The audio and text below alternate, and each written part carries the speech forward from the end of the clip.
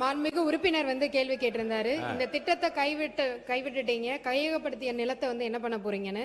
மாற்று தொழில் திட்டங்கள் மக்களை பாதிக்காதவாறு கையகப்படுத்தப்பட்ட நிலங்களில் செயல்படுத்தப்படும்.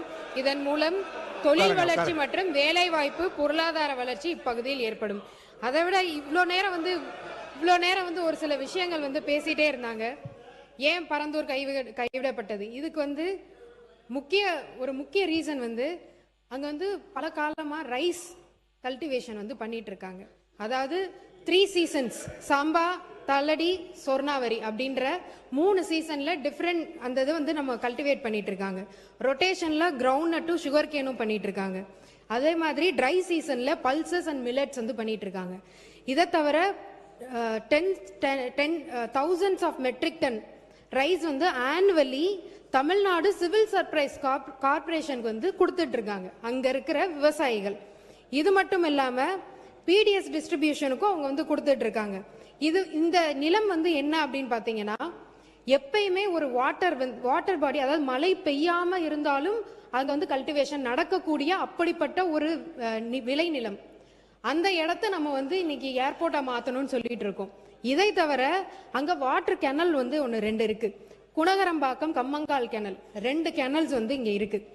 இது எப்படி உங்களுக்கு செயல்படுதுன்னா, ஒரு ப்ரெஷரை ரிலீஸ் பண்ணி அந்த வாட்டர் பாடி தானாவே அடையார் ரிவருக்கும் செம்பரம்பாக்கம் லேக்குக்கும் இன்னைக்கு போய்கிட்டு இருக்கு. இதை நம்ம அழிச்சிட்டோம் அப்படின்னா ஆட்டோமேட்டிக்கா சென்னை சிட்டிக்கு உள்ளேயே ஃப்ளட் வர்றதுக்கான பல வாய்ப்புகள் இருக்கு. இவ்வளவையும் நம்ம அழிச்சு நம்ம ஒரு பரந்தூர் ஏர்போர்ட், நாம ஏர்போர்ட் வேணான்னு சொல்லவே இல்லை. இன்னொரு இடத்த நாங்க இந்த மாதிரி அதுவும் ஒரு சரிவான இருக்கிற ஒரு விளைநிலம், அந்த இடத்துல நீங்க எவ்வளவு தூரம் மண்ணை போட்டு இன்னொரு ஒரு ஏர்போர்ட்டை நீங்க கொண்டு வருவீங்க? இதே இது கொச்சின்ல நடந்தது. இதனால 14 நாள் அந்த ஏர்போர்ட் பூட்டி கிடக்கப்பட்டது. இதே மாதிரி ஒரு விளைநிலத்தை கொண்டு அந்த ஏர்போர்ட் 14 நாள் பூட்டி கிடந்தது. இது மட்டும் இல்லாம இன்னைக்கு எங்களுடைய மாண்புமிகு முதலமைச்சர் அன்னைக்கு ராகுல்ன்ற ஒரு பையன், இந்த பையன் அன்னைக்கு ஒரு பேட்டி கொடுத்திருந்தாங்க. எங்களுக்கு பரந்தூர் விமானம் வேண்டாம், நாங்க அந்த விமானத்துல பறக்கவா போறோம் அப்படின்னு எங்களை காப்பாத்துங்கன்னு ஒரு வார்த்தை சொன்ன அந்த ஒரு வார்த்தைக்காக இன்னைக்கு இந்த அறிவிப்பு மக்கள் கொண்டாடுறாங்க. அங்க நடந்த ஒரு ரீசன்ட் லோக்கல் பாடி மீட்டிங்ல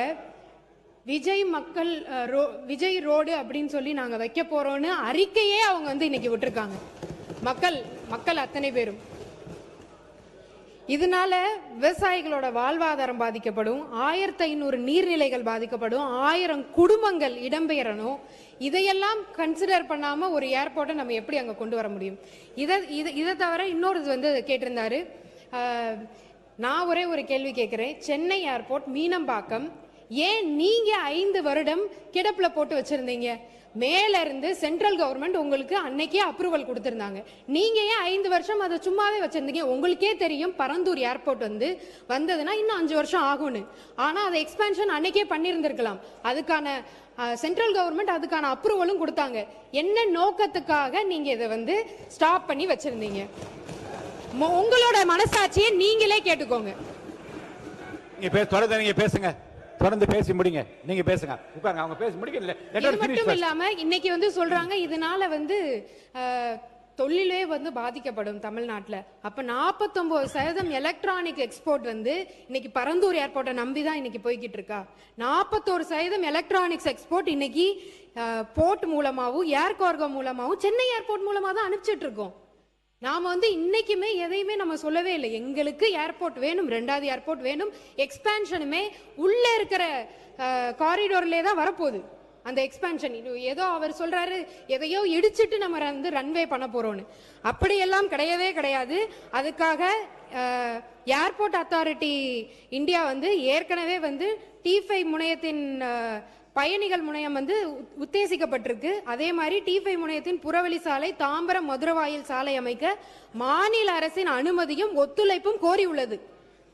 நெக்ஸ்ட் 10 வருஷத்துக்கு இது நம்மளுக்கு கண்டிப்பா ஒரு இது இருக்கும்.